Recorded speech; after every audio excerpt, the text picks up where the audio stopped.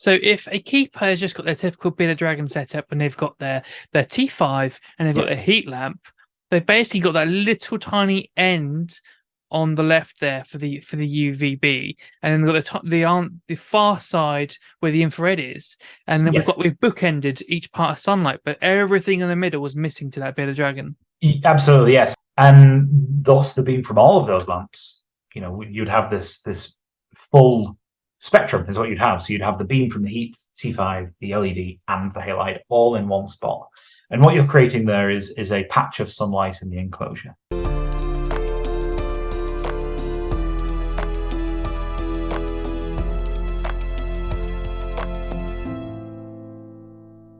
Hello and welcome back to the Reptiles and Research podcast. I'm your host, Liam Sinclair, and today's guest we have Thomas Griffiths. Now, Tom is a very, very special guest.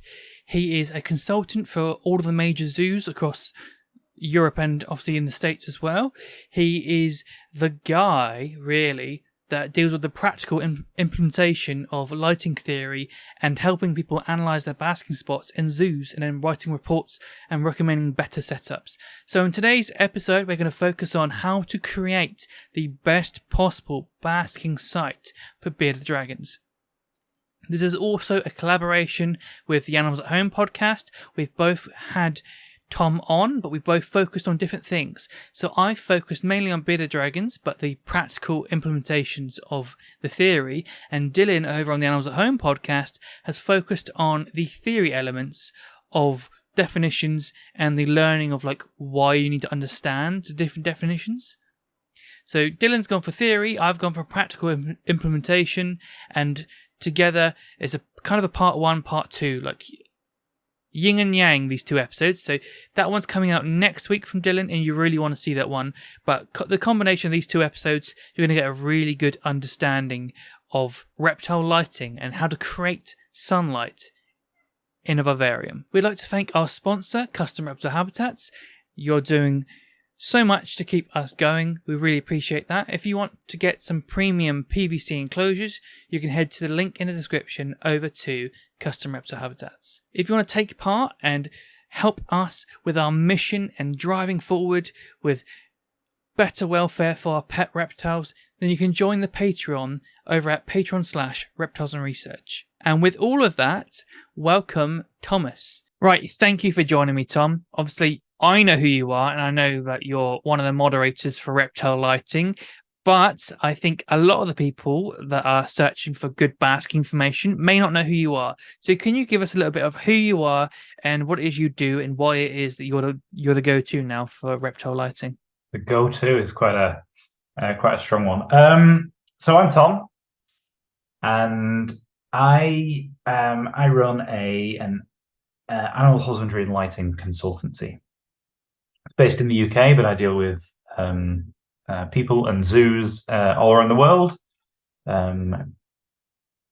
Zoos basically pay me to go in and analyse their lights and get some spectral data and collect as much information as I can, and then send them a report essentially on recommendations and things that can be changed. It's coming more and more popular at the moment because we have more and more emphasis on what I call the 5 domains in the zoo world. So essentially the equivalent of the 5 freedoms that we see in the Animal Welfare Act in the UK. And they some of those include choice and the ability to exhibit natural behaviours and etc. And a lot of this is based around lighting. So I do that. It's not just for reptiles. I recently helped on the BIAZA BIAZA is the British and Irish Association of Zoo and Aquaria. Helped them on the giraffe kind of guide that they have. So they're kind of care guide for giraffes in the UK.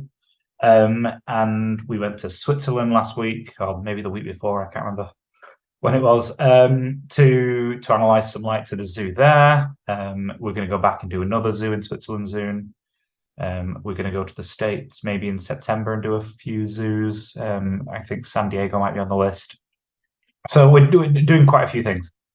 And that is what I do. And the other things that I do involve working with a few vets. There's a few vets around the country that send clients to me, because often people will go to the vet with a problem with their animal, usually an exotic animal, so a tortoise, bearded dragon.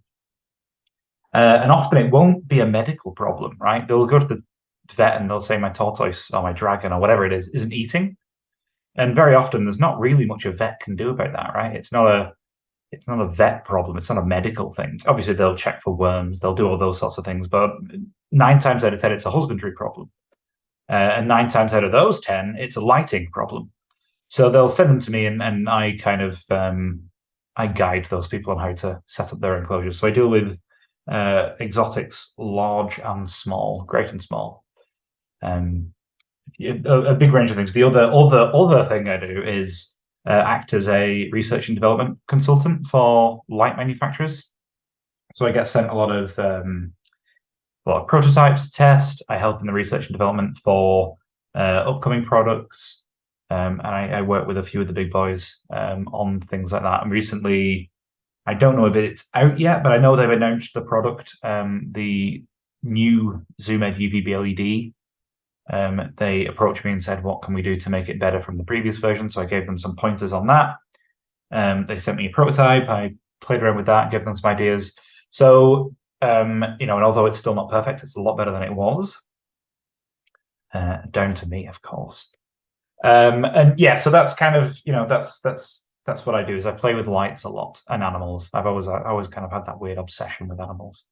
And it's what I do in my spare time as well. So forgive me if I drink a few times during this, by the way. It's Vimto.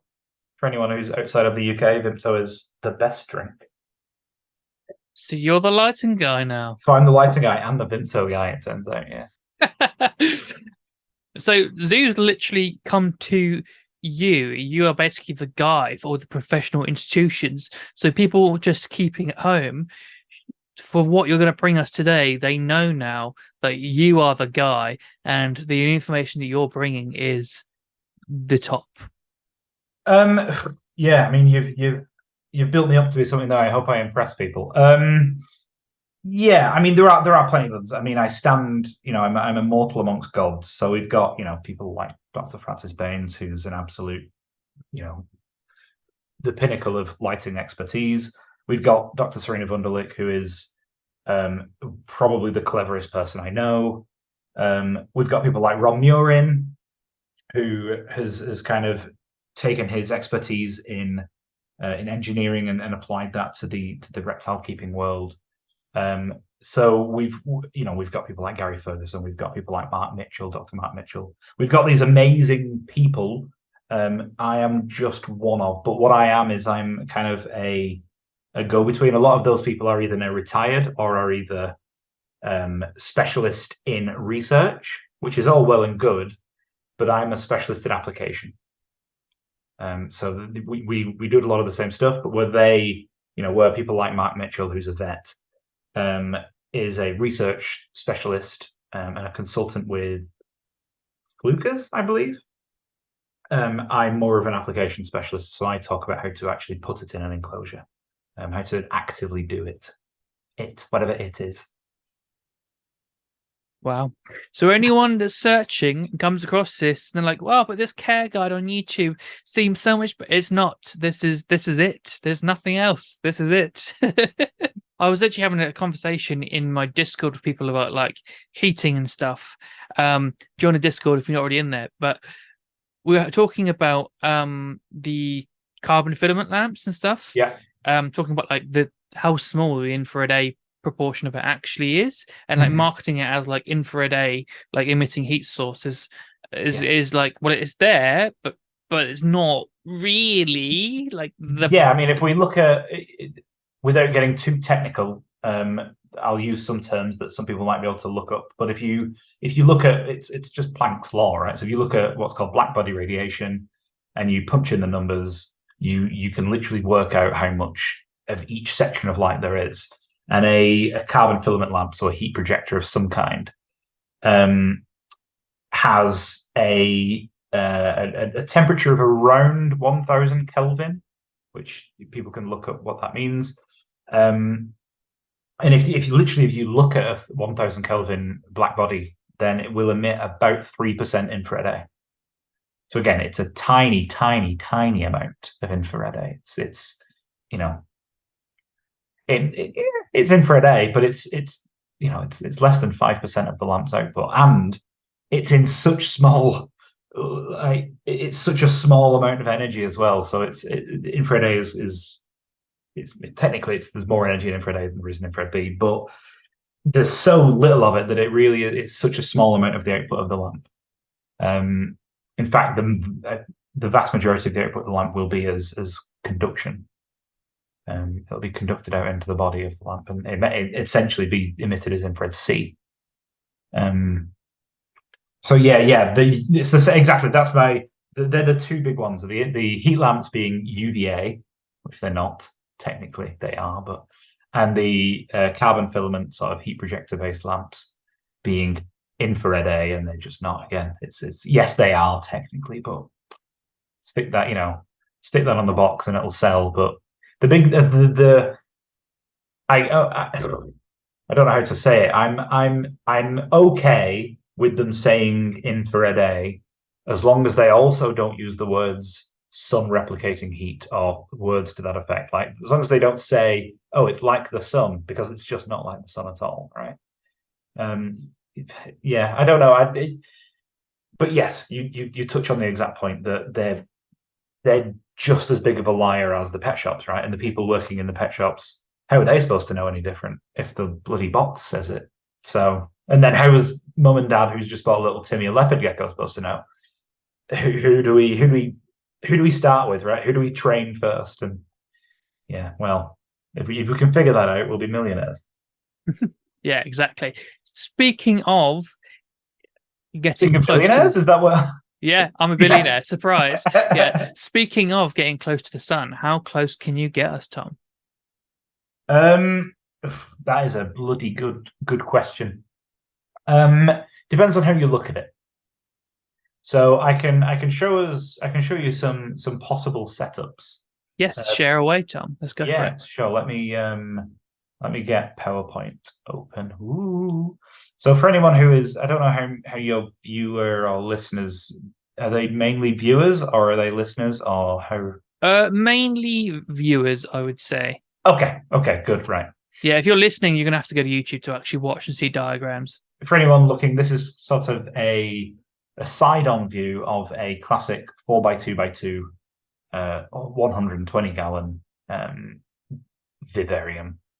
It's a wooden viv in this instance. Not that it really matters, but this is just what's popular in the UK. But the similar sort of thing could be applied to, say, an open top tortoise table, or an 8x4x4. The same sort of concept would apply to all enclosures, really.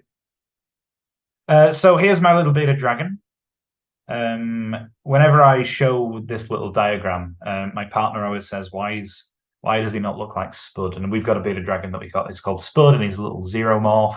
And obviously this is not a xeromorph bearded dragon, but every single time I can't look at it without thinking I should really make that look like a xeromorph. So here he is. He's sat, and you can see he's in the 4x2x2. He's about 25 centimeters long from snout to vent. So this is kind of the minimum sized enclosure I would recommend. I think anyone should have for a bearded dragon. You see people with 40 gallons, 20 gallons, these tiny tanks. And it's really not enough, especially if you want to lighten the thing. Yeah, the 90s called, they want the husbandry back. Yeah, exactly. Yeah, it's horrendous, isn't it? I mean, there's a reason in the UK we have what's called the Animal Activities License, which you will know all about. And under that basis, it's actually illegal now to sell them with anything less than this. Good. Because in the UK anyway, because anything smaller than this, and they just you can't light it properly. You can't. So anyway, here's my little bearded dragon. And here I've got a pretty good heat lamp. It's called the Reptile Systems Gold Infrared Lamp Unit. I've just called it RS Gold 400 watt here. It is 400 watts, this one, which is a heck of a thing, but it's a really bloody good lamp. You can see the beam would look something like this. Quite wide. Yeah, so the reason it's 400 watts is because it has to produce it has to be 400 watts to get the energy out because it's such a wide beam. You could replace that for another heat lamp as long as it's a decent heat lamp, and I've got some examples of some heat lamps to show you later.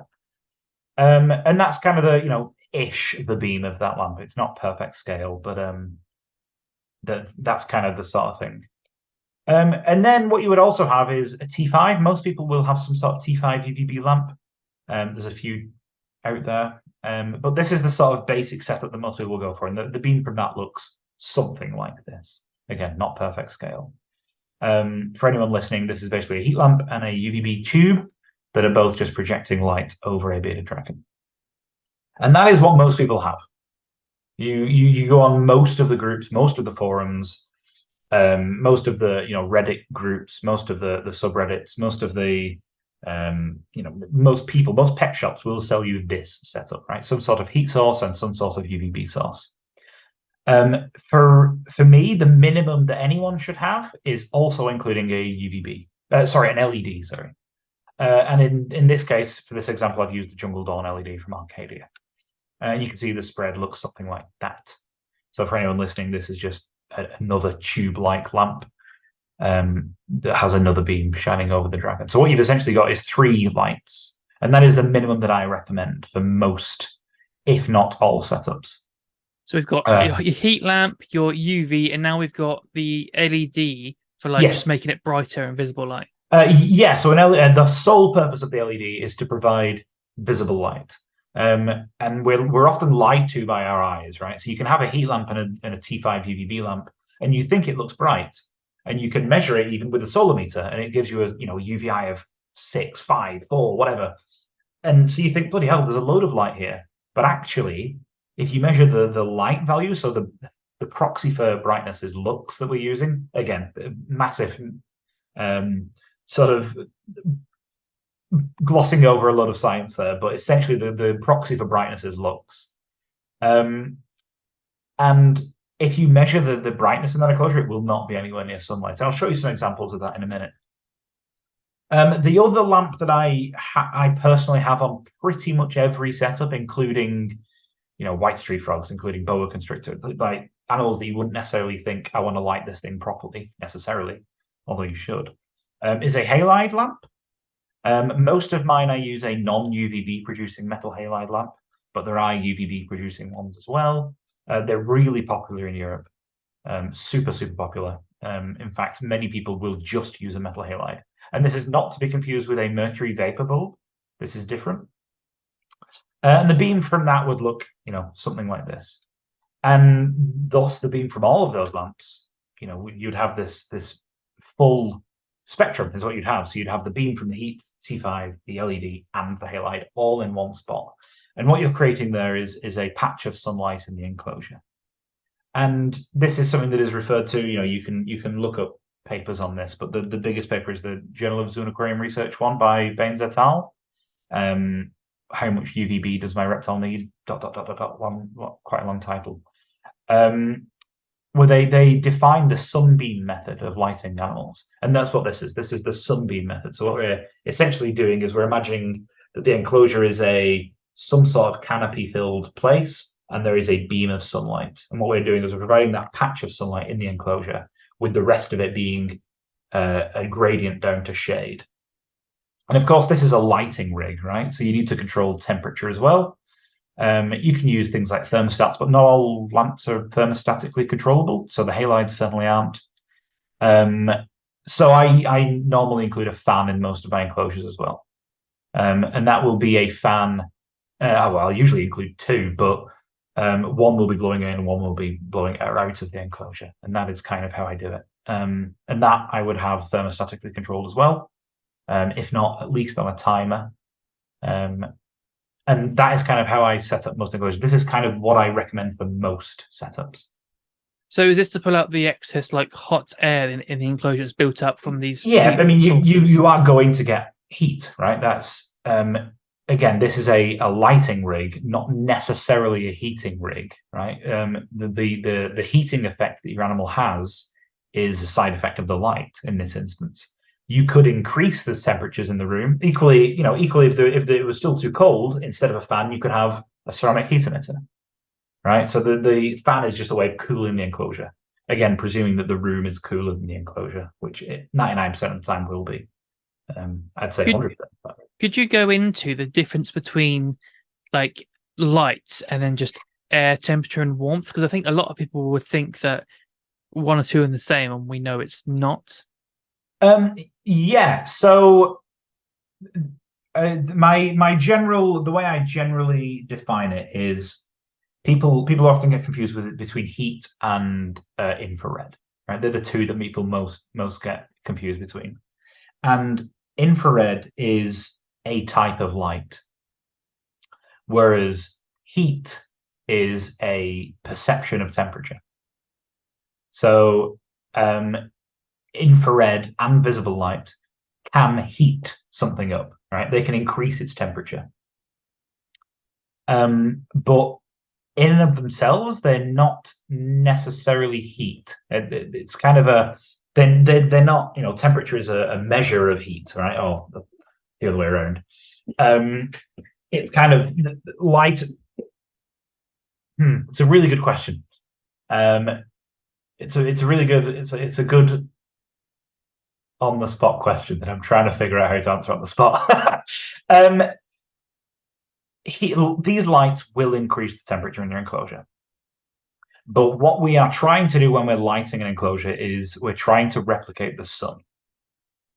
And there's a whole multitude of reasons as to why we would do that, right? The sunlight has a whole host of benefits that the list is as long as your arm, if not longer. Which I'm sure you can put references in the notes for this in the description, because there are, and I'm sure you've read the studies yourselves. There's hundreds and hundreds and hundreds of studies on the benefits of UVB, of visible light, on neuroendocrine control, on upregulating genes in the body, on wound healing. I mean, I went to a zoo recently. Can't really say what zoo it was, but I had a cut on my finger when we were at the zoo, and I was speaking to the vets. We were in the vet room, speaking to the vets, and one of the vets said, "Oh, you've got a cut on your finger. Let me laser it." And I said, "Okay, why the hell not?" And we put my hand on this sort of operating table, and we got a laser, and we lasered my finger. You can't really see it anymore, but I had a big cut, and it's healed perfectly fine now. And I was confused because it didn't hurt, and I was told that the laser is used for helping with wound healing. That's what it's for. It's a medical device for wound healing. And I thought, that's really interesting. I wonder what it's doing, this laser. What is it? So we went through the piles and piles of paperwork that these vets had, and found the manual for this laser. And we went through, and I went through the index, found the spectrum that it emits. And it emits 600 to 1,200 nanometers. It was around there. And that's infrared. That's infrared A. And it's literally being used to heal my skin in front of me. And it didn't hurt.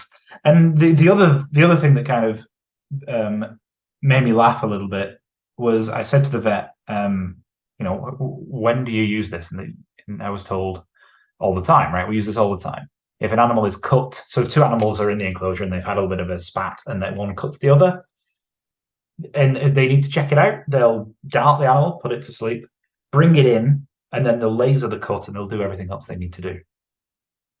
And I said, so you use the laser quite a lot? And they were like, yep, absolutely, all the time. I use it all the time. And I said, would it not be easier to just have heat lamps in the enclosures? If you're trying to heal wounds, surely it makes more sense to kind of just have this in the enclosure at all times. And that's what a heat lamp is, right? A heat lamp is providing those same wavelengths. And it would save you darting the animal. It would save you paying a vet to check the animals over, all the medicine involved in doing all that, all the stress on the animal, putting them down and, knocking them down and all that sort of stuff. Just stick heat lamps in the enclosure. It makes a million times more sense to just have the correct lighting. And in the wild, you see animals get, torn up all the time, and, some of them don't make it, but there's light is free energy, right? Infrared is light, and it is free energy from the sun, right? It doesn't take anything to get it. So it makes perfect sense, biological perfect sense, and evolutionary sense that the body will have evolved to use as much of that as possible. And you can see that all the time if you look at studies on the biological effects of light. That's essentially what I'm getting at there. Light does a lot of things. And we can try and replicate it, right? So in fact, I think I went out earlier on today, and one of the big things that you see is, again, like I say, people with the heat lamps and the T5s, and they call it a full setup, and they call it bright. But our eyes lie to us, right? And we can use a lux meter to determine brightness. Again, this is a massive oversimplification of the truth, but if we ignore all that and we presume lux means brightness, then this will make more sense to anyone listening. I went outside earlier on. For anyone listening, it is now around 7 o'clock, 8 o'clock, something like that, PM in Manchester, UK. I went out at about 6:30 PM, 6:30 PM. So in the evening, in sort of mid-spring in Manchester, United Kingdom, and I was getting, you can sort of see on the picture here, I was getting 8,440 lux, and you can see there's a little times 10 on the meter there. So you can actually see that this is 8,440 lux. So it's it's quite dull, but 8,000 sounds like a lot, right? 8,400 sounds like a lot. If we then take that same meter and we put it into an enclosure. Now, what I did is I turned off all the lights in my bearded dragon enclosure and had just the heat lamp and just the T5 on. And I put it in the brightest point. There's my little dragon spud. And the brightest point in the enclosure was 3,800 lux. Oh. So it's about half as bright. Less really, but if we say, for the sake of argument, it's half as bright as a dull evening on a rainy evening in Manchester, United Kingdom. And what we're trying to create here with the bearded dragon is Australian sunlight. And in truth, Australian sunlight will be around 120,000 lux, right? So much, much, much, much higher. But you can see that it's ridiculously low in brightness, right? And the lux value is half as bright as a dull evening in Manchester. So I turned on his LED, and we can measure again the lux. And with the LED on, I was getting about 8,000, just over 8,000 lux. So it actually increased the brightness to about the same as outdoors.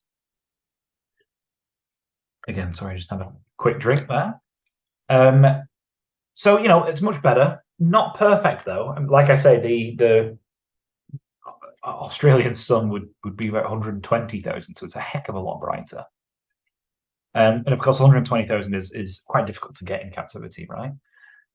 You'd need so many lights. At that point, you need so much energy, and at that point, you'd create so much heat that it becomes very difficult to do.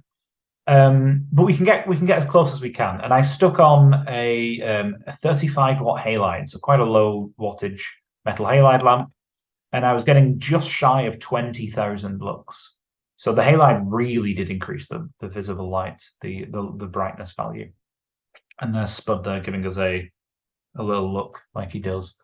So the brightness increased dramatically as I added more lights, and it became more and more like sunlight in terms of brightness, right?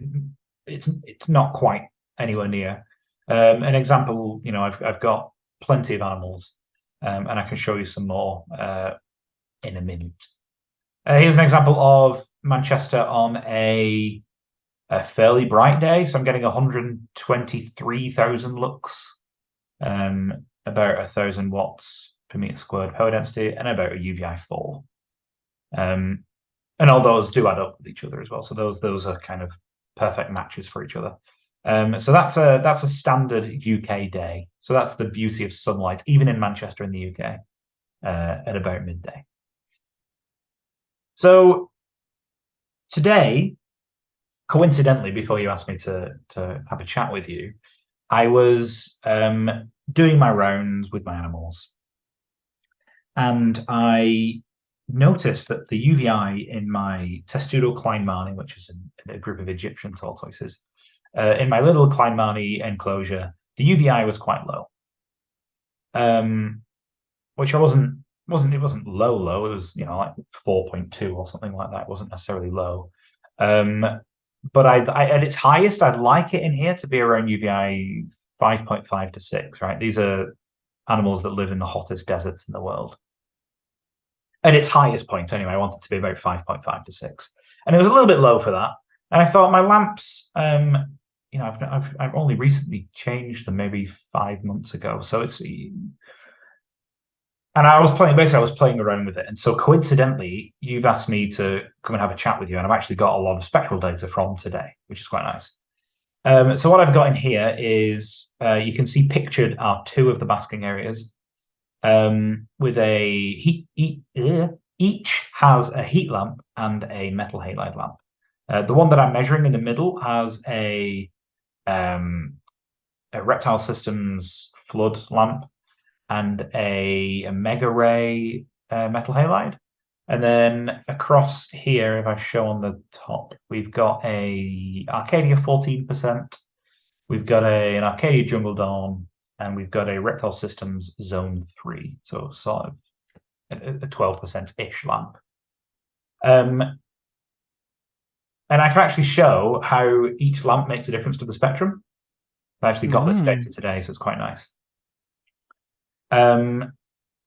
So here's sunlight. I can show you that first. And I must say that the credit for these graphs goes to Dr. Serena Wunderlich. I text her like 5 minutes before coming on and be like, can I quickly use the graphs because they're amazing and I really want to use them? And she just said, yeah, of course. Again, one of the smartest people in the world, lovely person, really good friend. I can't sing her praises enough. She has this wonderful system where we can put spectral data in and it changes and it reads all sorts of different things and we can upscale things and downscale things. It's really clever. Anyway, here's sunlight. You don't really need to know what this means, but essentially we've got intensity or irradiance on the left, on the y-axis, and across the bottom we've got wavelengths. And again, you don't necessarily need to know what that means. I can kind of label the different parts of the spectrum for you. So anything here, which is, for anyone listening, around 290 to 320 nanometers, we call UVB. Anything from about 320 to around 340 or 350-ish, we call UVA2. So it's part of UVA. It's one of the subcategories of UVA. And both of these together are part of what we call the vitamin D3 synthesis and regulation part of the spectrum. So these parts are really important. But again, both of them together, you can't just have UVB, and UVA2 on its own won't do much either. So both of those together play a role in vitamin D. We have another part of UVA. So this, this part is UVA, but UVA I split because it's to say UVA is a bit of a misnomer because there's so many different parts that play a part in biological functions, right? So UVA1, which is around 350 to around 400 nanometers, is reptile vision, inverted commas. So this is a color that reptiles can see, and we can't see this. As humans, we can't see this, but this is another color that they can see. How it looks to them, we don't know, because we literally can't perceive it. So we have no kind of idea of what it would look like. Most UVA cameras show it as like grayscale, so they'll show it as black or white or anything in between. But ultimately, it's essentially another color, right? We don't know what that looks like, but reptiles do, and reptiles can definitely see it. And often reptiles have very important parts of their body that react to that. So you'll see a lot of little green anoles or anoles will have the sort of red dewlap thing that comes out, and that is reactive to UVA. So it looks different to around animals, and that could have different colors on it for animals. I don't know, but different animals have different perception of that part of the wavelength, that part of the spectrum, sorry.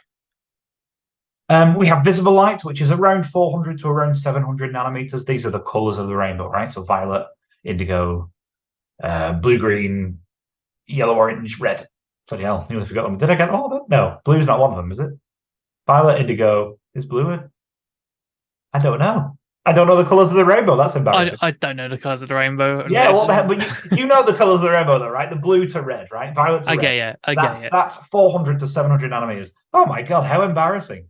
And this is color vision, right? We call this color vision. So most reptiles can see some part of the spectrum, right? Not all reptiles are the same. Some can only see some colors, some can see others, some can see more.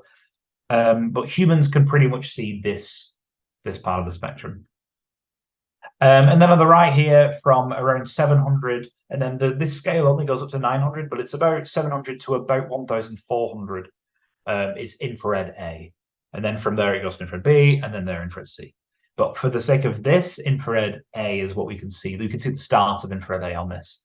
And then Serena has kind of colored them in on the graph. If anyone's watching, you can see the colors don't quite match up to my definitions. And that's because human vision kind of blurs at the edges.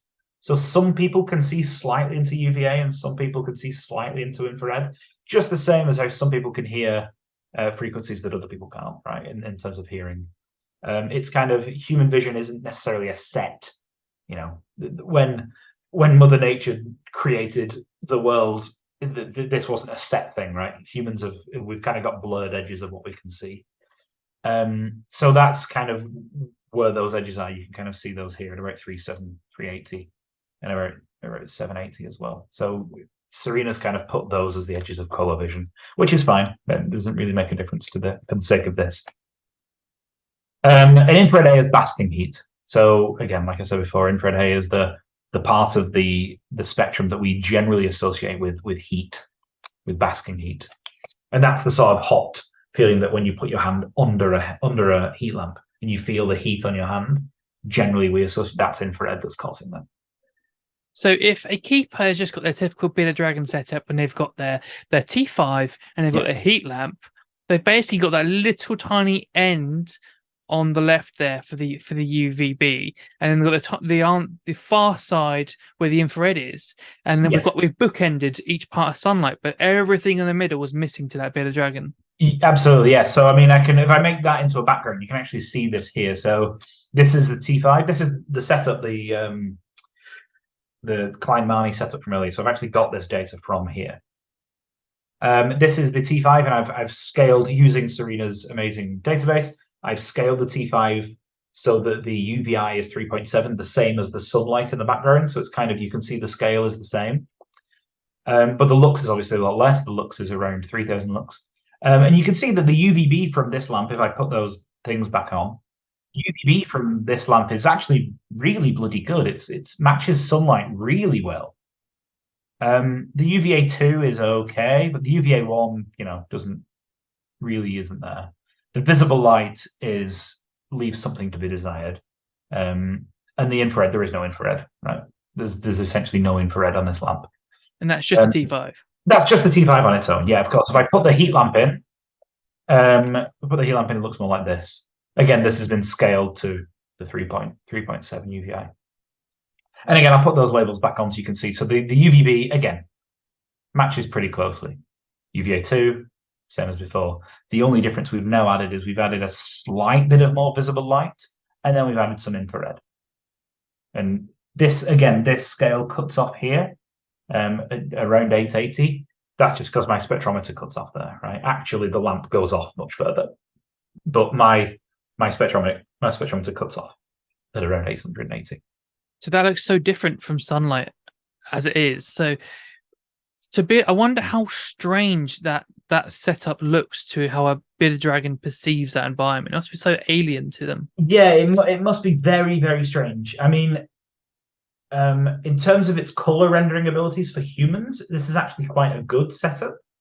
But that's only because the heat lamp has a color rendering index of essentially 99, so it's 99 out of 100, so it's near perfect.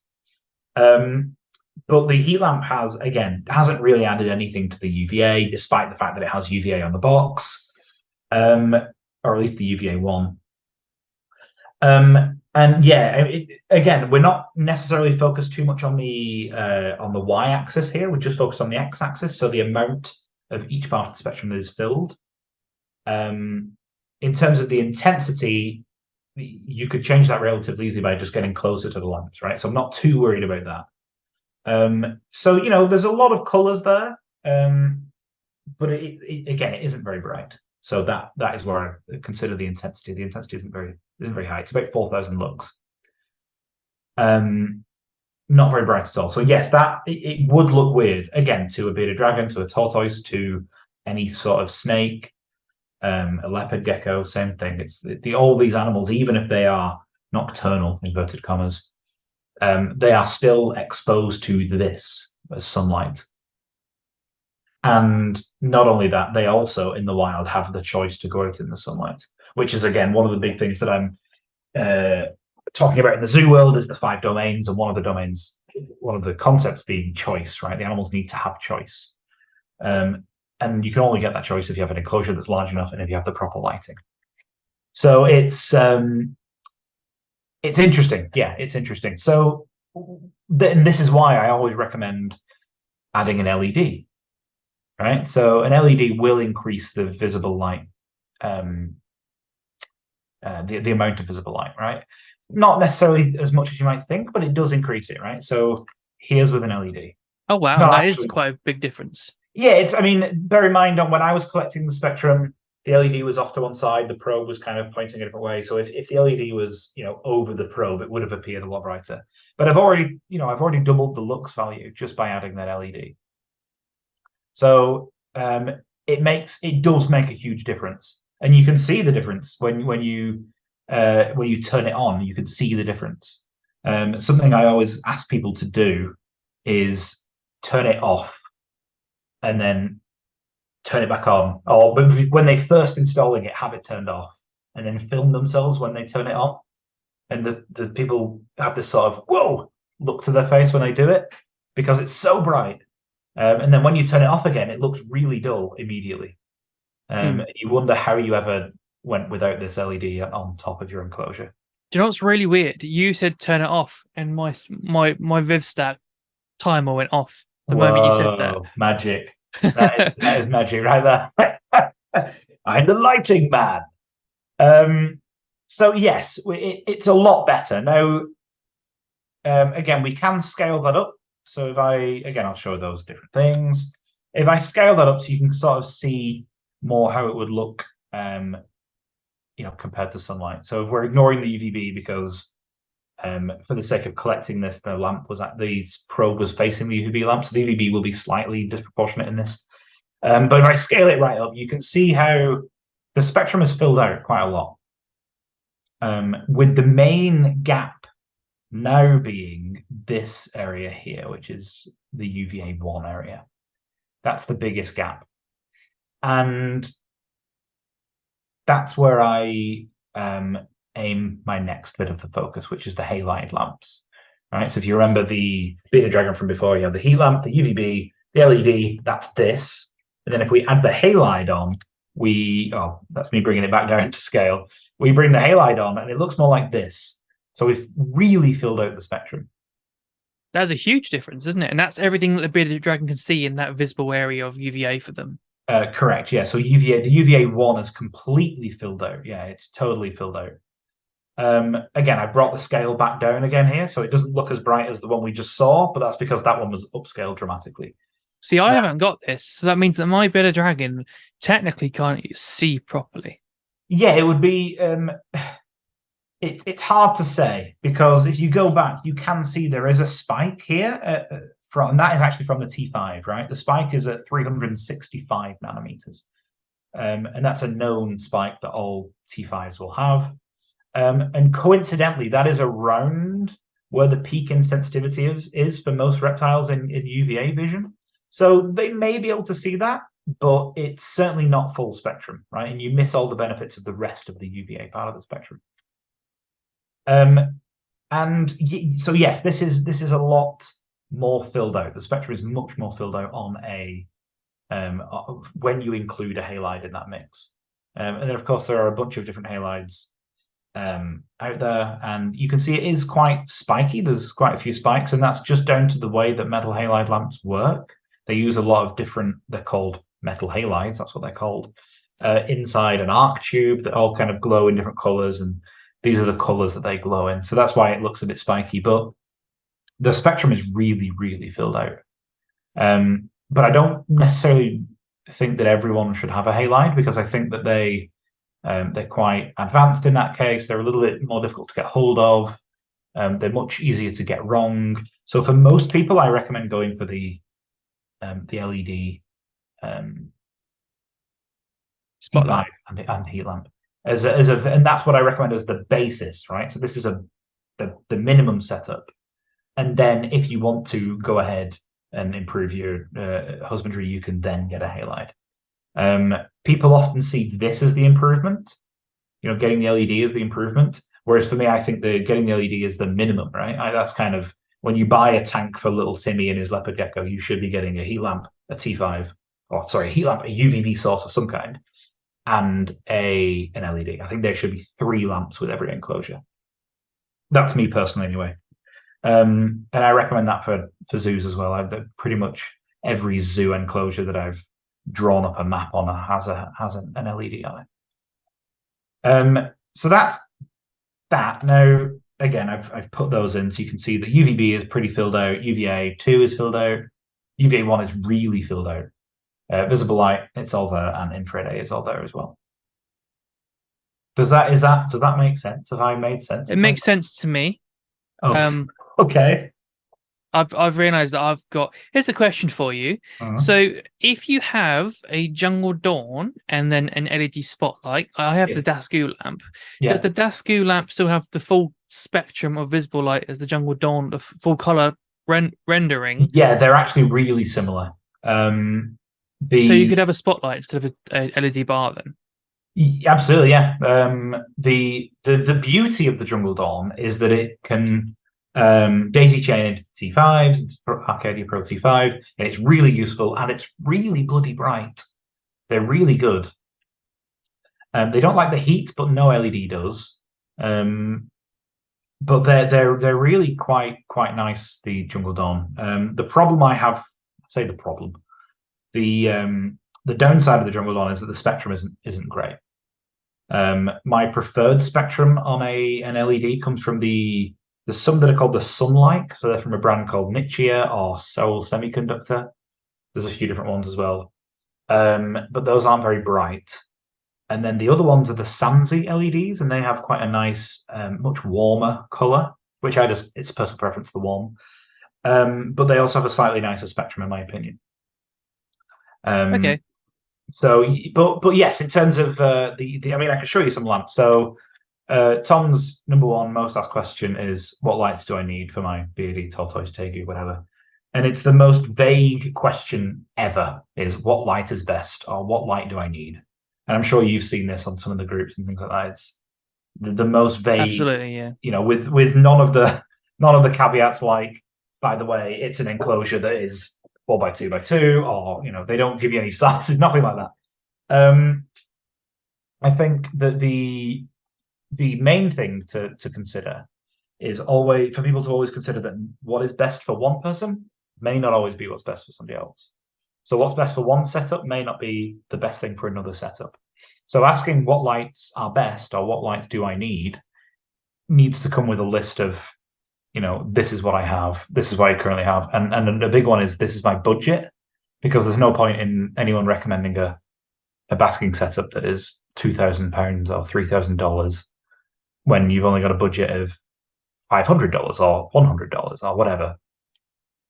That's one thing I see, and that's one of the big things I do with my clients that come from the vets, is they'll send me a client, and one of the first things I'll say is, look, what's your budget on this? I'm not going to try and sell you any lights. If you tell me your budget is £3,000, but I only think you need to spend $500, I'm only going to send you things that are going to cost you $500, and I'm not going to sell them to you. I'm going to show you where you can buy them.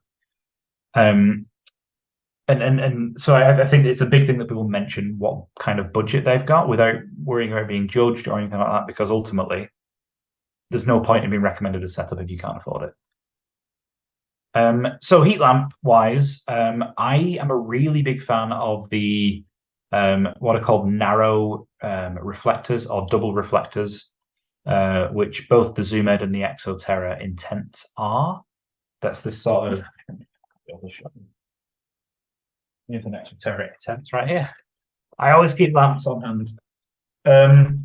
It's kind of got this funny shape to it. Can you see the weird little funky shape? And what that does is that creates a bit more of a beam, but it's significantly flood-based as well. And the reason I like those is because of the throw that they have, right? They have a good throw, but they also have quite a nice spread, enough to cover most animals, at least the bearded dragon, right? Whereas the standard sort of floodlights that you get, they tend to, for me, not, even though they're called floods and this is a spot, I think that's another misnomer. The floodlights tend to have a bit of a wider beam, but it's much weaker. So it's, I like these. The other ones that I really like, which you saw the little picture of before, is the gold infrared lamp unit from Reptile Systems. It's essentially an R7S patio heater in a small package, right? And it comes in the States, they can get it down to 50 watts. In the UK, we start at 75 watts, and it goes 75, 100, 200, 400, I think. So you can do the whole range of wattages. But of course, the downside is because it has such a wide throw, it doesn't throw as far into the enclosure. So the lamp either needs to be closer or you need a higher wattage to cover that. So it seems counterintuitive to get a higher wattage lamp, but you're getting a much wider beam. And if you were to try and make up that same width of a beam out of the sort of screw-in bulbs, you'd need 3 or 4 of them. At that point, you're spending 400 watts anyway. And that's kind of the general gist of a heat lamp. And again, I would recommend that for most animals. So a leopard gecko, I just recommend a lower wattage. If it's a zoo animal, I'd go for a big patio heater style rather than one of these. Although I have recommended some Reptile Systems lamps for some langur monkeys, which are some kind of Asian monkeys at a zoo. I've recommended a pack of 4 or 5, I think, Reptile Systems lamps, just because I have. In terms of UVB, people always say get a T5, get a hood. There's a few different ones. The Reptile Systems ones are quite nice, especially I kind of like the Gen 2 of the Reptile Systems Eco T5. It's very similar to the Pro T5 from Arcadia. In fact, the Gen 1 was pretty much the exact same product. But the Gen 2, it has a slightly wider spread again. And although it doesn't have as big of a throw down into the enclosure, the spread outwards, I think, is really valuable. I would recommend that if you had a solar meter to read it with. But other than that, you've got your Pro T5 from Arcadia, which is a staple, perfect product. And the Zoomed Reptisun T5HO hood and bulb is, again, a perfect product. On the Reptile Lighting Facebook group, we have kind of distances on how far away animals can be from them, and recommend like sort of guesstimated UVIs, or not guesstimated, kind of calculated UVIs for different distances. And they're really good. One thing that people will often do is they'll buy like a cheaper fixture and then just buy one of these bulbs instead. But it doesn't really work that way. The fixture actually makes a huge difference. And even tiny differences in the shape of the reflector and things like that make a whole massive difference to the output from the unit as a whole. So, and the build quality and things like that. I mean, I had one that was from a brand called Reptizoo, and I had some burning in my little garage, in my kind of testing room, and I had one set on fire, and that was a cheap one from. It's just a cheap. I think that it was actually from America, but it's Chinese made. That'll chestnut. Yeah, but the irony is that all of these are Chinese made, right? The Arcadia one is Chinese made, the Reptile Systems one is Chinese made, and the Zoomed one is, I'm 99% sure. The bulb is made in Germany for all of these, but the fixture is, I think it's more just quality control and that sort of thing. But the Reptizoo one, it caught on fire. Not something I want anyone to have to deal with. Luckily, it happened in my testing room and not on an animal. So yeah, there's a reason we recommend these fixtures and these bulbs, right? It's not just about the bulbs. People put a lot of emphasis on the bulbs, and they should, but the fixtures also are vital on your setup. So if you're unsure, just go with the package deal. Essentially, get the same thing as the ballast as the bulb you buy it for, basically. Oh, absolutely, yeah. You can, of course, you can mix and match. There's a whole, you could put a Zoom-Ed bulb in a Reptile Systems hood. You could put a Reptile Systems bulb in an Arcadia hood. You could mix and match this infinite amounts, right? But as a general rule, yeah, just stick with what you've got, and only go with. There's these, and there's Leap is pretty good as well. Leap Habitats, they're based in the US, but I think they sell in the UK through Charterhouse Aquatics. Is it called Charterhouse or Carterhouse? It's something like that, yeah. And Mega Ray are also releasing some T5s in the US that are good as well. They're made by a company called Nava, and they're really good. So if it's one of these three, it's almost certainly going to be fine. Equally, if it's Leap or if it's a Mega Ray T5, then it's probably going to be fine as well. I wouldn't really go for much else other than these ones. Okay, that makes it easy for people. Yeah, much easier for people. Yeah, and don't be fooled by similar names. So Reptizoo is not Zoom-Ed Reptisun. Those are different things, right? Zoom-Ed Reptisun is one thing. Reptizoo, annoyingly, isn't. And there's also, I think, a brand has come out with one that they've literally just gone all out and called it the Pro T5 when it's just not. Right, so only get the Arcadia Pro T5. Right? Oh, okay. Yeah, it's very cheeky.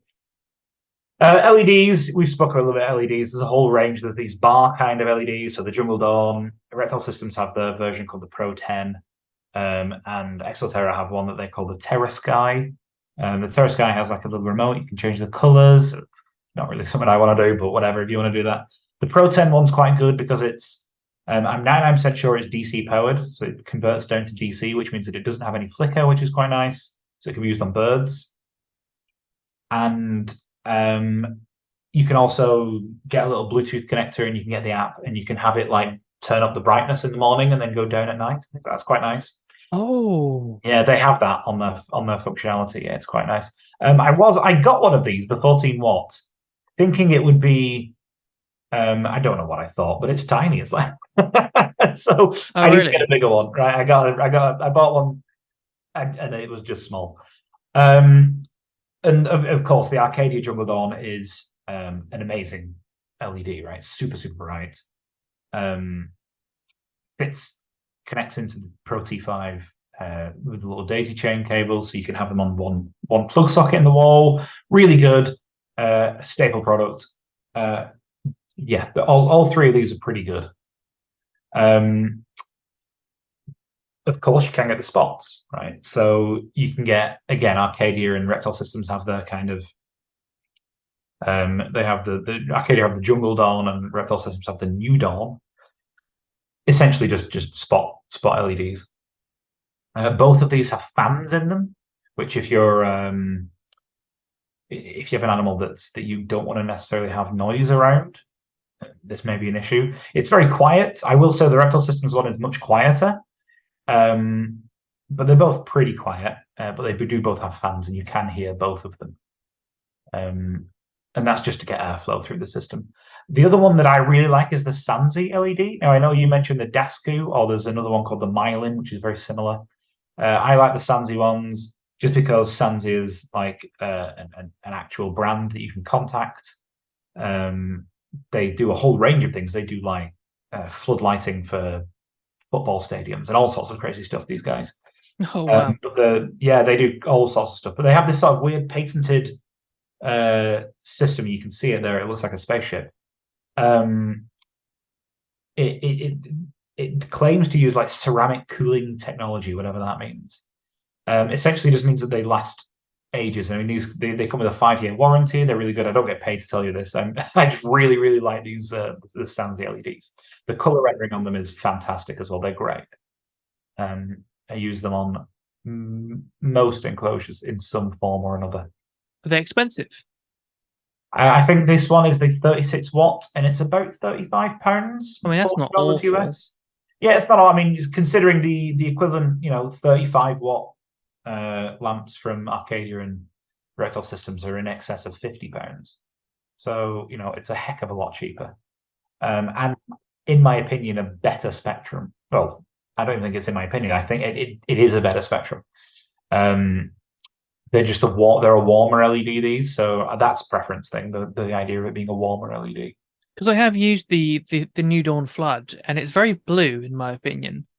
Yeah, you've used this one here, the New Dawn, yeah? It's very blue. Yeah, the same with the Jungle Dawn's Spot as well. It's very blue. It's this classic 6,500 Kelvin thing. A lot of LEDs are 6,500 Kelvin, which is essentially just the corrected color temperature. The sun is only about 6,000 Kelvin, so it's actually cooler than the sun, right? It's actually a more blue than the sun is.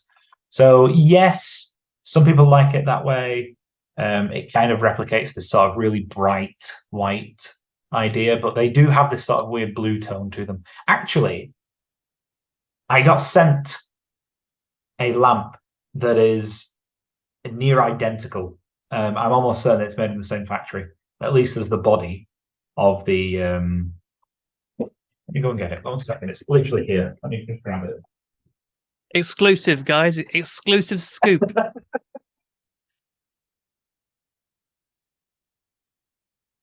It literally looks just like the New Dawn, right? I think the body at least is made in the same factory. But the diodes are a warm diode. I can't say who it's from, but the diode is a warm diode. And I'm interested in one. I'm wondering if I'll prefer it, and I'm also wondering how it will, how it will look in terms of brightness and how it's spectrum. I've literally not looked at it yet. That is the second time I've opened the box. The first time was when I first got it. This is the second time I've ever opened it. So I can't tell you if it feels any weightier. It sounds like it's got a fan in there still. So I think it's pretty much the same thing, but the diodes are definitely different because this is warm. From what I've told anyway. So we'll see. We will see what that looks like. We'll get some more data on that. I've been posting on the Reptile Lighting Facebook group recently some of the images I'm working on LEDs at the moment, because I think it's all well and good me saying get LEDs, but ultimately there's no real data on them anywhere. And a lot of the data is literally just marketing talk. So it's just like full spectrum plant growth system like this one here. The best 6,500 Kelvin. What? Tell us if the lamp is any good, right? That's what we want to know. So that's what I'm hoping to do. Is I'm testing a bunch of little compact ones. It's going to be a big project, but I'm testing a bunch of them, and I've started slowly drip feeding the spectra into the Reptile Lighting Facebook group and others as well. I think the only other lamp that I can really talk about is the halide. There are some that produce UVB, and these are the ones that I would generally recommend. This is in order of recommendation for this page anyway. So the halide from Zoomed is great.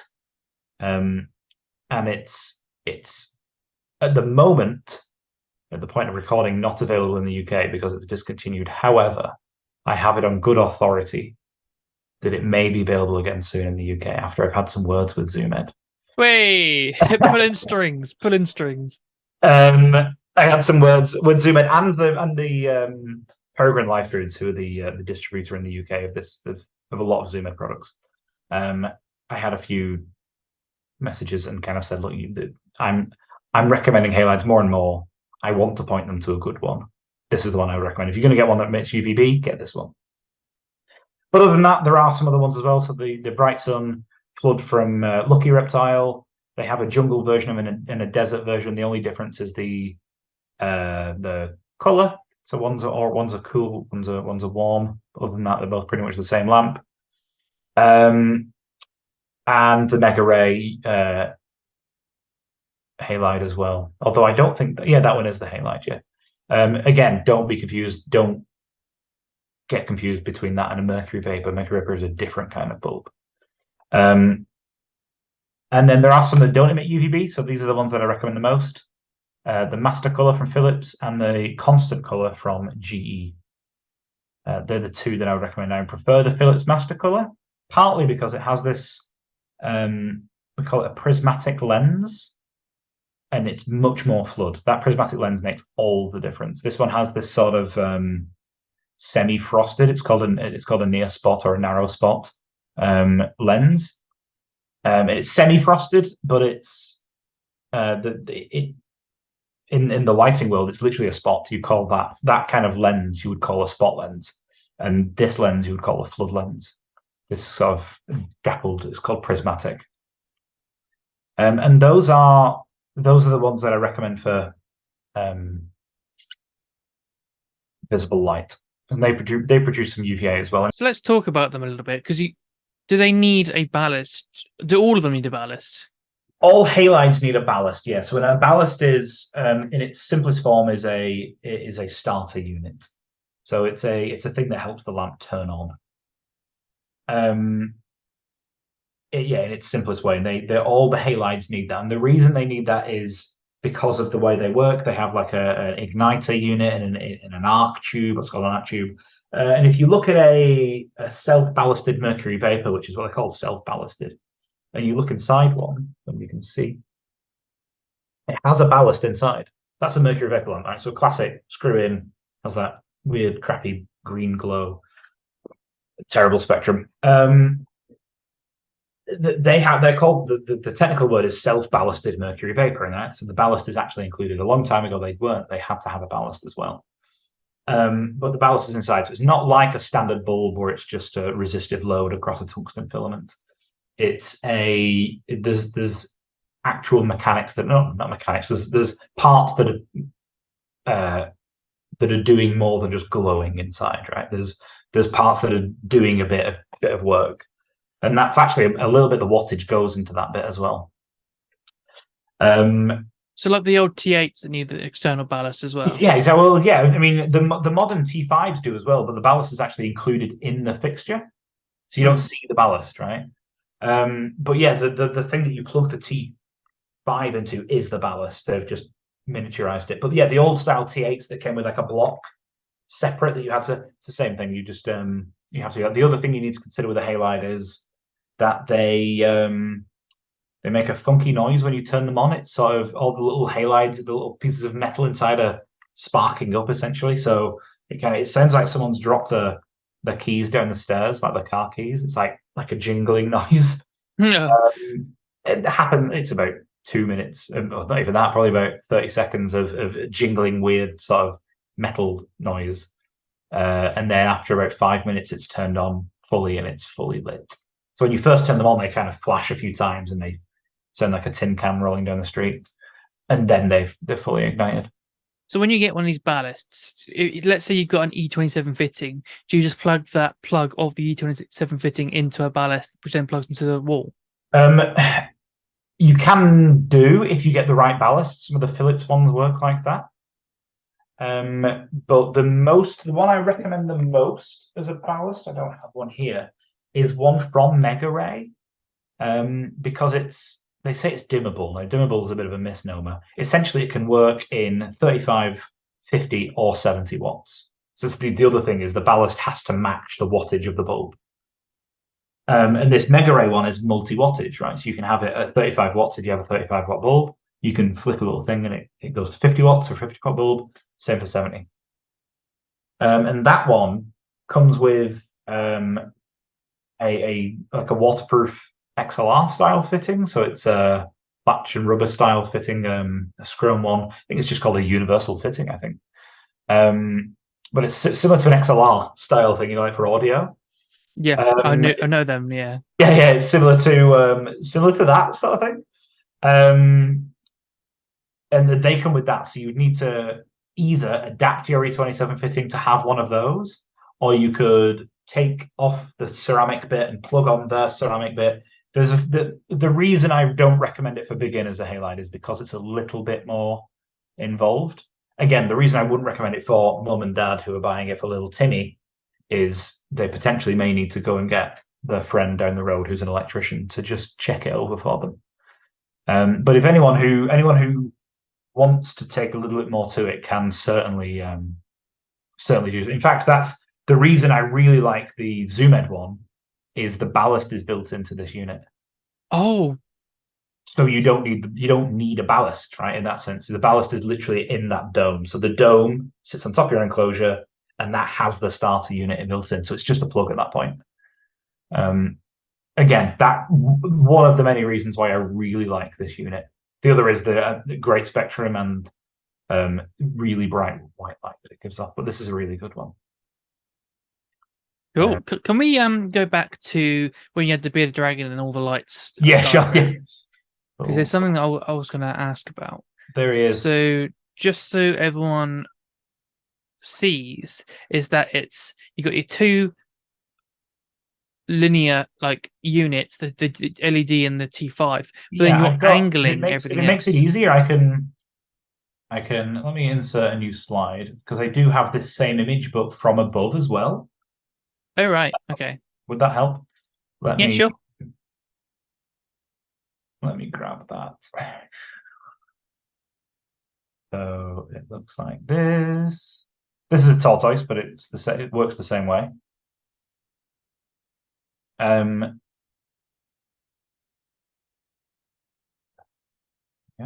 So I crop into that, you can sort of see this is for the sake of this, that's a tortoise, right? And I've also added an extra T5 because I was designing this for someone who had essentially it was a tortoise enclosure, but there you go. It's essentially the same thing as what you're seeing. So these things, the lights are basically flat to the ceiling, and then it's the heat, and then the mercury or the spotlight that are angling beneath directly beneath the buttons, so that it all blends at the bottom. Yes, so they're all aiming at this point. What I don't have is all of my lamps pointing directly down. It's a bit of a misconception that lamps can't be tilted, and I think the reason that people say lamps can't be tilted, and I think it makes perfect sense, is because they don't want the light in the animal's eye. And I get that, but in this instance, the light isn't in the animal's eye. You can see it here, right? The lamps are all above the animal. I think what they're worried about is the light, shining directly into the animal's eye. So what they're worried about is, for example, if I can find this. So what they're worried about is if your beardy is sort of up here.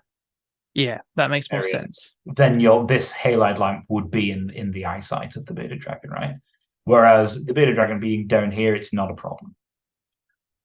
Could you go to slide 16 and pop the bearded dragon on there for me, the second one? Because there's something that happens to my bearded dragon. I wanted to see if you experience the same. Pop him over the top. The extra puppet, let's put the extra puppet on there.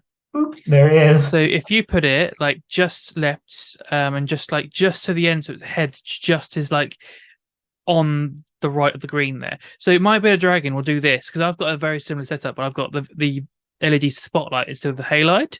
What will happen to my bearded dragon? She'll go across, and the intense, bright, visible light will hit her parietal eye, and then she'll be like, "Oh, I'm basking," and stop, but not go straight into the middle of the basking spot. Have you experienced the same? Yeah, this obviously it's.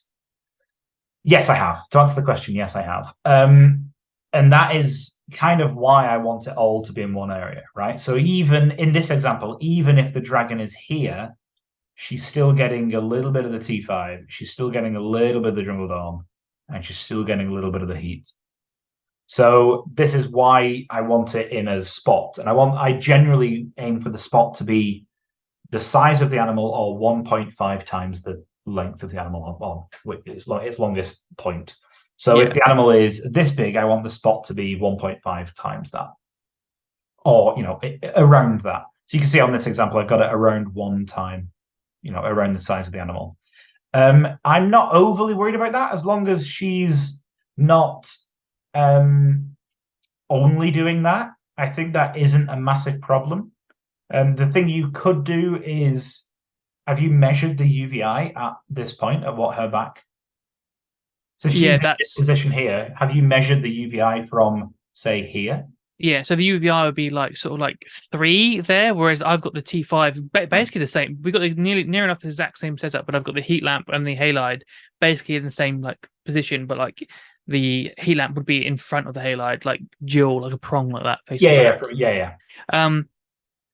So the UVI would be furthest at the back, where it'd be like a 3 at the front.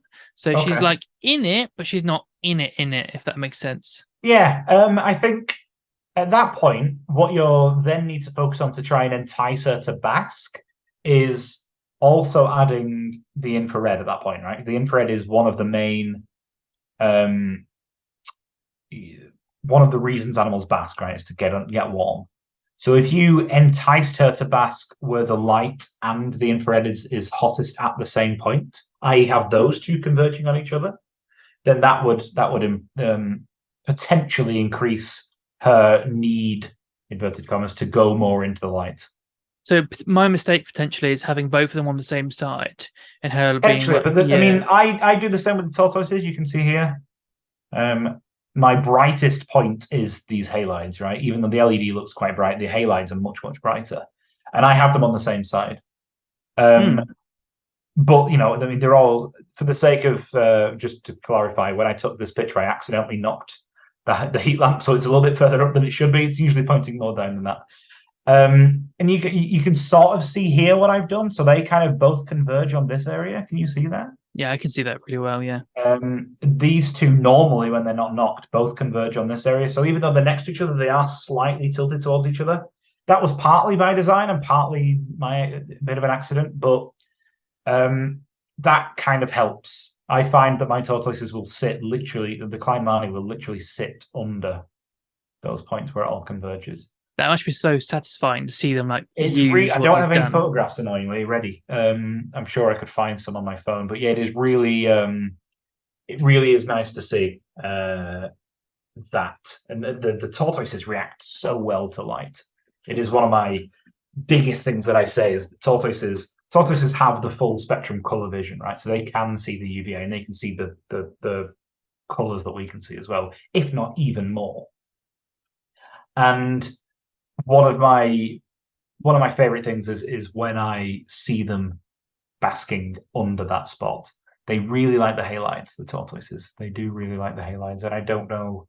I couldn't tell you why. I couldn't tell you if it's the UVA. I couldn't tell you if it's the bright light. I don't know, but they do.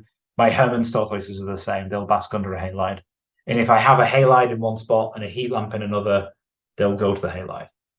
If I have a halide and a heat lamp with T5 and everything else in one spot, they'll go to the halide, right? They are going for the halide for whatever reason. And that's with 4 different groups of tortoises. I've got 2 groups of Kleinmani and 2 groups of Hermann's, and they're all the same. They all react the same. Same with my bearded dragon and my tegu, the same thing. My tegu loves when the halide comes on. In the middle of the day, his halide comes on, out he comes basking. So are you also staggering them so there's like a ramped effect as well? Yeah, that's what I do. Could you go into that a little bit for us as well, please? Absolutely, yeah. So depending on the setup, I think my adult Hermann's at the moment, I've just got them all on because my adult Hermann's also has access to the outdoors. I have like a shed with a door that opens by itself in the morning. And usually he's outside anyway. So I have these lights come on for no reason, wasting energy. So I just have all his lights go on at the same time. His isn't staggered, but the rest of them are. So I'll have generally, if I've got, say, this setup here with this little Egyptian tortoise, I will have a heat lamp and a weak T5 come on at the same time, a much weaker T5. And then as the day progresses, I'll stick on the LED and the brighter, in this case, 14%, so a brighter, a higher UVI, higher output T5 lamp. And then I will stick on the halide, which is the brightest of the bulbs at midday. And I'll stagger it over the course of half an hour, 45 minutes. So it's pretty quick. If you go outside in the sun, the lux value skips up really pretty quick. The UVI again skips up pretty quick. So it can, it can be over the course of maybe an hour and a half if you're really if you really want to do it. The problem you're always going to have is that even if the lights are staggered, they're still turning on, right? So if you look at an LED and then it just turns on, it's hardly ramping up, which is actually why the Reptile Systems ones are quite nice, because you can get them to ramp up. In fact, Reptile Systems have a product they've sent me, and I think it's discontinued. And it's this, which is like a dual, they called it the twin luminaire. And the idea was that it was two T5s, and you would have one that was weaker and then one that was stronger, and they were independently controlled. So you could have one turn on in the morning, and then in the middle of the day, the other one would turn on, and the idea was the output would be stronger. Oh, wow. It's a really good idea. The problem with this product is that the reflector wasn't fantastic. So just the shape of the reflector itself was fine. The reflectiveness of it, the reflectance, I think is the word I'm looking for. The shape of it wasn't great. So thus the whole output was quite weak. Even if you stick a 14% Arcadia bulb on that, so a really strong bulb, the output is relatively weak. They could improve it. In fact, the manufacturer of that product, again, based in China, nothing wrong with that, but the manufacturer has now slightly improved it. So it's essentially two arches. Previously, it was like one arch. It was one arch with two bulbs, whereas the manufacturer has now made it two arches, one with a bulb each. So it's essentially like having two Pro T5s next to each other. That's decent. Yeah, it's really good. But what I do, in fact, something that I do on most of my enclosures now is also have a second T5 set up. And you can see that on the Egyptians from before. I have two T5s set up. So have you noticed a difference in the activity of your bearded dragon when you've gone to full shebang with the lighting? No, but that's only because he's always had that lighting. Oh, okay. He's never not had that lighting. I do. I noticed it when I changed. I didn't even get to the metal halide and stuff, so even more. But when I had my bearded dragon, I obviously had I had LED, Jungle Dawn, UV, and then a heat lamp, and all I did was introduce the Dasku LED spotlight, and it was a different dragon. It's like, I can't explain it. Like a bearded dragon sometimes just kind of like sit there and just Whereas when I changed it, it was like a bird. She was like, twitch your head to the side, and she was just so much more like there. I could see it, and I was like, it's so different. Yeah, this is something I see a lot. In fact, because from recommending LEDs a lot more, I'm recommending them a lot more to beginners. And the best bit is, because I'm recommending them to beginners, the people who have been keeping them for years are also starting to go, oh, I'll get them as well if they were recommending to beginners. And the ones that have been keeping them years are starting to say to me, I've probably got messages on my phone now from people saying, I've just installed them and my dragon is awake. I've never seen them awake before properly like this. And it is, like I say, tortoises, I see it all the time. Bearded dragons, from what I'm told, they also react like this. Again, mine's always had it. In fact, I don't know how much I can say, but I'm a co-author on a paper in which this was looked at, the idea of changing lights and the behavior change. Oh. In beardies? Yeah, I don't know how much I can say, but the results were quite interesting. The results essentially showed that behavior didn't change as much as you would think when changing to good lighting, but the behavior changed drastically when changing back to bad lighting. Because I was going to ask you, a lot of these bearded dragons that we see in captivity are just kind of like a bit sluggish and stuff. So I wonder if it's like we're just under energizing them. We're not giving them like the input they need to be this. You think this dragon is meant to be this heliothermic, sun worshipping dragon from the middle of Australia, and then like your images show of like basically we're giving it like 5 a.m. level like light levels. Yeah, we're giving it's like sluggish. Manchester evening terrible. We're giving duller than that. Yeah, we're giving horrendously low levels of light. Yeah, and then we expect our animal to be, a sun worshipping animal that, I'm sure they're fine in terms of they eat, poop, and breed. But that's not, as I say, we're focusing on the 5 domains and not it eating and pooping and breeding. That isn't a sign of welfare. The sign of welfare is the confirmation of the 5 domains all being catered for. I think a really good example of the study was when I mentioned it to some people recently, and somebody gave a really good analogy, which is that 10, 20 years ago, people didn't have mobile phones. And slowly over the course of 10, 20 years, more and more people, and pretty much everyone has a mobile phone, everyone in the Western world. So the behavior perceptively hasn't necessarily changed. We haven't changed behavior, right? We feel the same. I feel the same now as I did 10 years ago when I didn't have an iPhone 14 Pro Max Plus Mega Edition, right? I feel the same. Mm-hmm. But if you took it off me, my behavior would change drastically because I wouldn't have the features.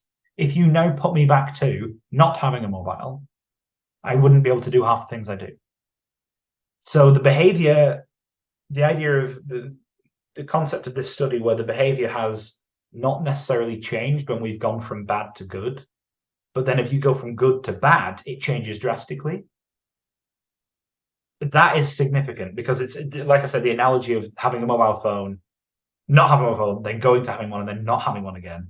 The behavior change would be the same. And I think I thought that was a really good analogy, actually. I never thought of it that way. But this guy came up with that analogy. I thought it was really clever. That's very clever, because I always think of like these shows in the 80s and stuff. I'm like, how did people live without a phone? Honestly, dude, you can't question it, right? How the heck did we live without phones? There's no way I go anywhere without my mobile phone. You feel like the first thing you do, you get up, you check your pockets. And it's that, right? If you took it away, it'd be mind-blowing. And it's the same, the idea is, the analogy works perfectly for these animals, right? If you give them good lighting, they may not change behavior. They may not do. But if you take the good lighting away, then the behavior will probably change drastically. Mad. So if we're looking for someone like just a consumer level that's like they've got a pet bearded dragon, they want to do their best, maybe like the ballast and the metal halide's a bit out there until the Zoom Aid one comes into the UK. What would you say is a good way of them? What about if they bought like a Thermal Zoo Pro and then... Are you going to ask me this? Are you asking me this question? What lights do I need for my... Is that what you're asking me now? No. Okay, No. I'm leading up to something. Okay, good. I say... I'm choking now. This idea I've had of like taking a Thermal Zoo Pro, yes, taking out one of the halogens and popping in an LED spotlight mm-hmm. with a Jungle Dawn and then like a UV. That would be a nice little angled together, so people don't have to like angle things themselves. Little kit they could buy. They're willing to spend the money, they can do it, and then they've got it. Yeah. So in fact, my examples all show the heat lamps converging. Whereas actually, you could very equally have the T5 lamps converging, which is what the Thermal Zoo Pro does. So it has the heat lamps pointing down and the T5s, or the LED in one case, pointing down into exactly the same concept. If you're doing that, I'm not a massive fan of the one with the Jungle Dawn in it. No? Just because I don't think the T5 at an angle is enough. And I'm in two minds, right? And it's part of my transition to having 2 T5 lamps on all my enclosures. And I think in doing that, I'm swaying more on the concept of having both T5s in the Thermal Zoo Pro. I have a Thermal Zoo Pro with my adult Herman's tortoise. His is one of the setups that just all comes out. His is the setup that all comes on at once. And I have 2 T5s. And then alongside it, I have one of the Reptile Systems, gold lamp unit, this one. Then I have 2 more LEDs. I wish I had pictures to show you. 2 more LEDs, and then in the 2 slots where the heat lamps normally are, I've put in halides. So I have all of this mega light, and I get about 65,000 lux. So it's pretty bright. But yeah, that you could certainly do what you said, which is take out. What I would do is I would get 2 T5s. The Thermal Zoo Pro with 2 T5s, actually cheaper, that one as well. And depending on your needs, swap out for a higher percentage. But I think it comes with 6%. But again, depending on your needs, swap out for a 12% or a 14 or a Reptile Systems lamp or whatever it is that you get. Then I would get rid of the heat projector. Do what you want with that. And then I would put in an LED in that instead, in that dome. So you've got the heat lamp, the LED next to each other, pointing down, and then across the width of it, you would have the two T5s. That's what I would do as a really good setup. I wish Arcadia would do that. And I also wish that shops would sell that as an option. So if you could go on to, liamreptiles.com and you could buy a Thermal Zoo Pro that was kitted out for, or at least not even kitted out, but just came with everything you need. Because obviously there are sort of legal ramifications if you've altered the product, maybe the warranty doesn't last, and there's also sort of things. So, but I think a shop selling that as a unit is a really good idea. In fact, there's a retailer in America. It's not a big retailer. It's like a person who breeds bearded dragons, but they've started to launch their own beardy setups. And I know pretty much every pet shop in the UK has a beardy setup, but it's all pretty much the same thing, right? It's like a Monkfield enclosure with a T5 and a heat lamp.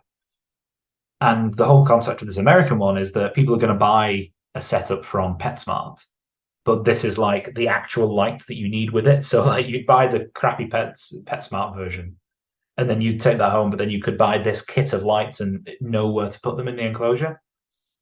Essentially, it's like a Thermal Zoo Pro, but in its parts. So it comes with like the T5, comes with a heat lamp, comes with a deep heat projector. It just comes in its constituent parts. So when the Zoom Edge halide comes back to the UK, can that just go into a Thermal Zoo Pro? Ooh, that is a good question. I don't think so, only because of the size. It's fairly sizable, so it wouldn't fit on in that dome. I'm sure you could make it work. I'm sure if you took out, I've done this with mine, where you take out the dome, unscrew all the bits, I'm sure it could probably fit on top. Right. So a bit of DIY going on there, though. Yeah. Again, you'd have to consider the ramifications of potentially voiding a warranty and all those sorts of things. And I, of course, I can't recommend that anyone changes anything about the setup, because Arcadia sell it as a kit for a reason. And similarly, Zoom sell those as a kit for a reason. But it would certainly go on top of a mesh top enclosure perfectly fine. It would just sit on top. Equally, it has like a little thing, like a hook thing that you could hook it over something.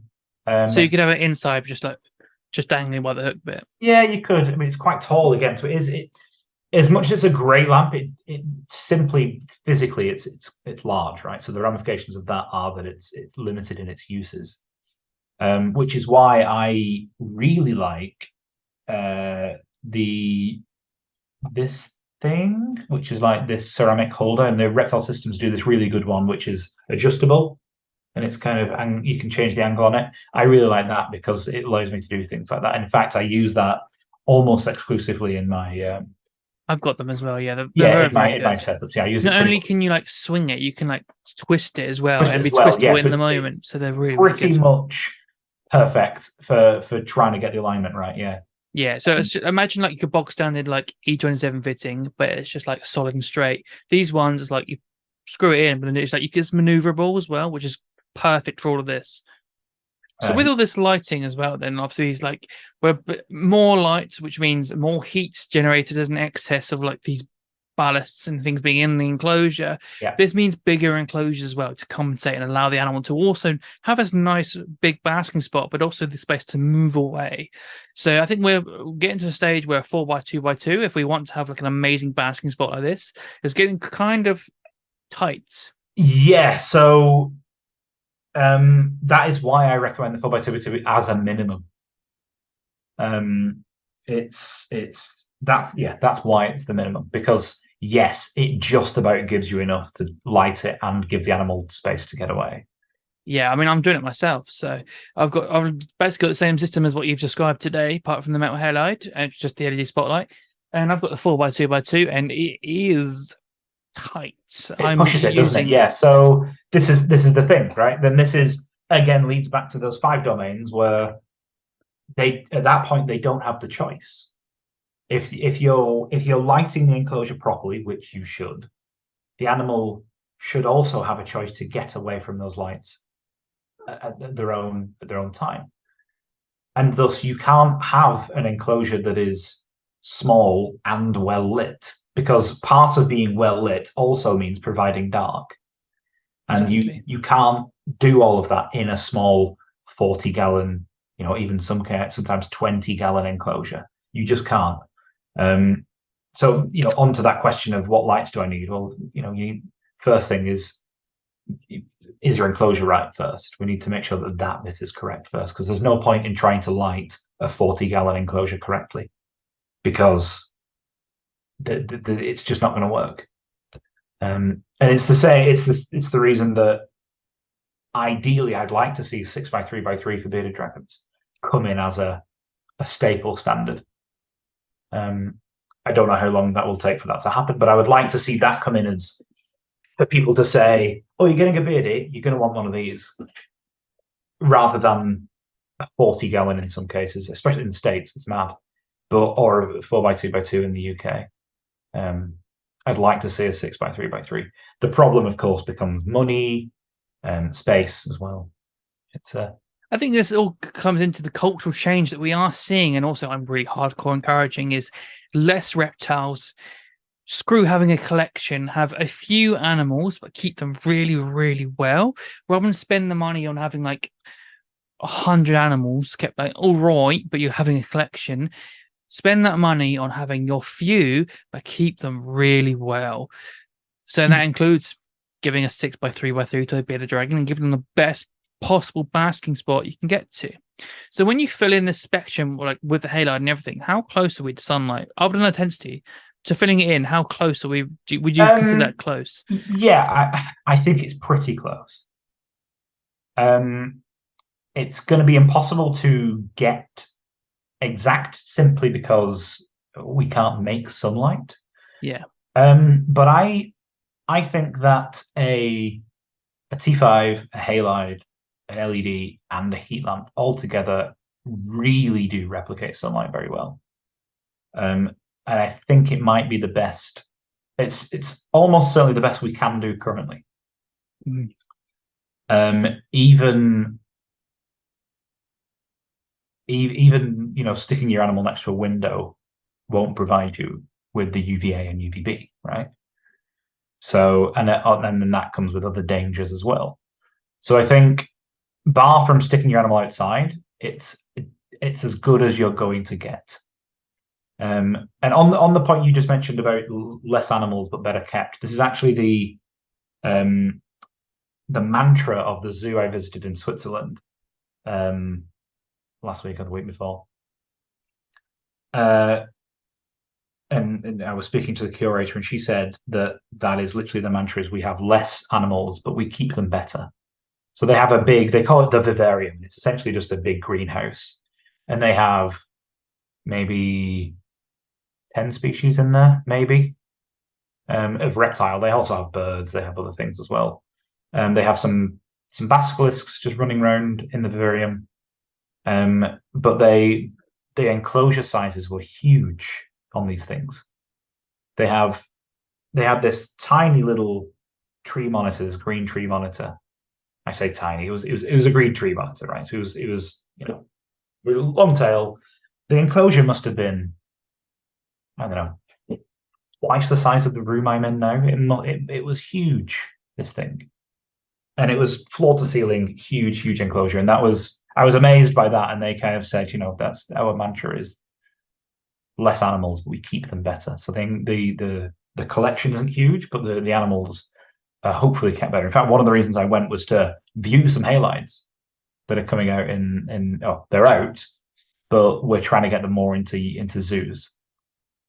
These like mega halides. They had some cyclora. I don't know what they were. I don't know my cyclora, but there's some sort of iguana. Mm-hmm.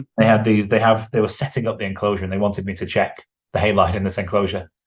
And one of the halides was 1,000 watts, so 1 kilowatt. and it was 4 meters off the floor, and it was at ground level UVI 12. It was insane. They're going So for it.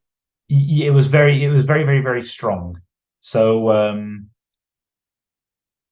it's interesting to see where we're going with this. So I tested. There's no UVC or anything like that coming off this lamp. It's just really strong. I don't know how long it'll last.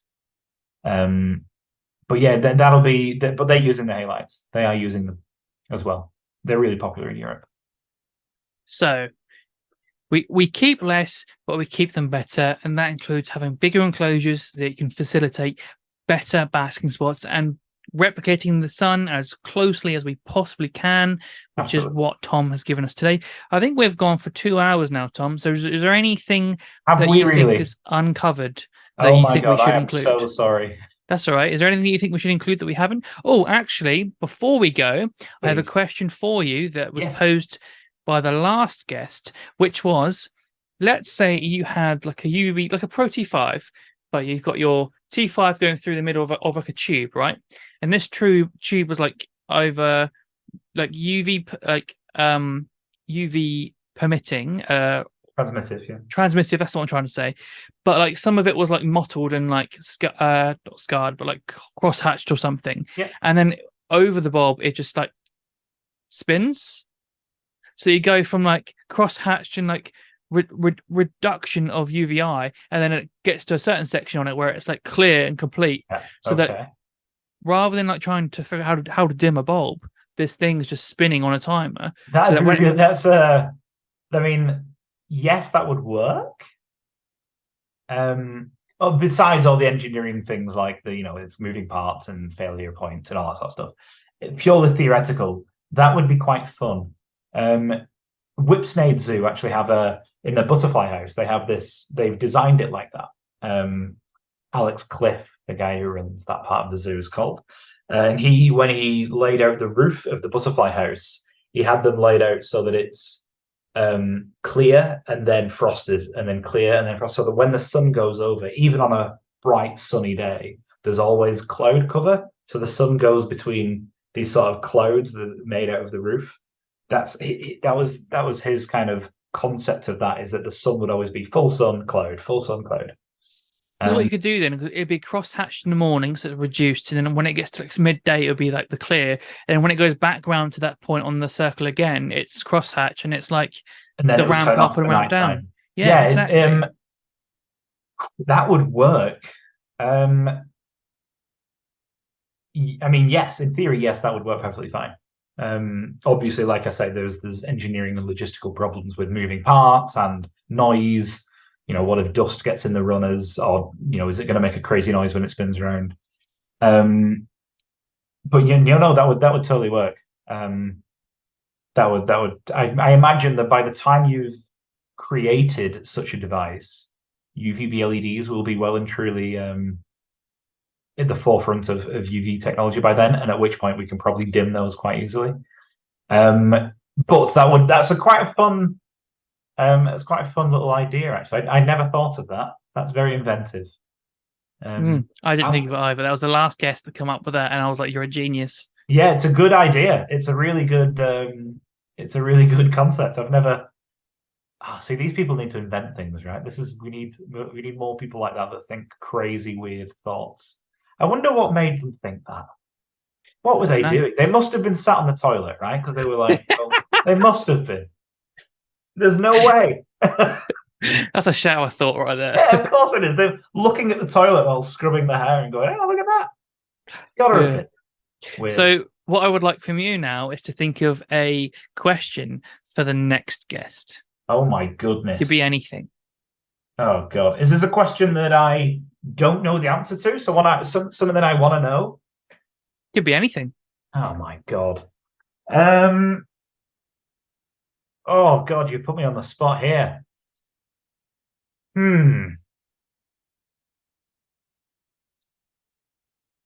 Would it help if I told you who the next guest was? Yeah, go on. Beardy Vet. Oh, is it? Okay. Oh, I could come up with some. Ask him, why does he like knocking on my hotel room door at 3 a.m.? An actual question. Why do bearded dragons have 5 fingers? Have 5 fingers? I think they have 5 fingers, don't they? Yeah. I don't want the crappy evolutionary answer that, oh, we evolved that way. Why do they need 5? Why haven't they lost one? Evolution. Okay. Cool. That's a good question. But I also want to know why he likes to knock on my hotel room door at 3 a.m. Was that at the conference? Right, we have hit the 2-hour mark. And I think it's going to be a lot of information over for some people. For some people, it won't be enough. But thank you so much for coming on, Thomas. It's been incredible. Thank you so much for having me. People can always get in touch. Just go on the Reptile Lighting group or email me or whatever. I'll pop a little shopping list as a pinned comment, and I'll give you an email for them to come to you as a client if they want to as well. Oh my God, amazing. Lovely. Thank you so much for having me. Yep, no worries. Thank you very much.